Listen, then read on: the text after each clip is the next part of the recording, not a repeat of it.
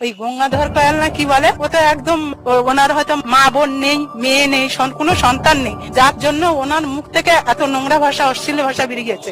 যেটা বলেছে গঙ্গাধর কয়াল সেটা 100% ঠিক কথা বলেছে, যে সত্যি কথাটা বেরিয়ে এসেছে। কারণ সত্য তো কখনো গোপন থাকে না, 20 বছর হলেও সেটা বেরিয়ে পড়ে। ঠান্ডা মাথায়, সুস্থ মাথায় সত্য কথাটা উদ্ঘাটিত হয়েছে। ও বিবেকের কাছে ধরে রাখতে পারেনি এত বড় মিথ্যাটাকে আমি কিভাবে হজম করবো, সত্য কথাটাই বলে দিয়েছে। এই বিজেপি শয়তানের বাচ্চা, এরাই সর্বনাশ করেছে মহিলাদের।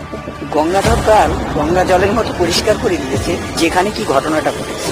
সন্দেশখালী মেয়েদেরকে বাইরে কোথাও বিয়ে দিতে গেলে তারা প্রশ্নের সম্মুখীন হচ্ছেন যে সন্দেশখালী মেয়েরাই তো নির্যাতিতা, খারাপ নিজেই বলেছেন, তাহলে আমরা ওইখানকার মেয়েকে কিভাবে বিয়ে করাবো? শুভেন্দু অধিকারীর মাধ্যমে মেয়েদেরকে 2000 টাকা করে দিয়েছে, স্ক্রিন টাচ ফোন দিয়েছে, দিয়ে মিথ্যে ঘটনা সাজানো হচ্ছে।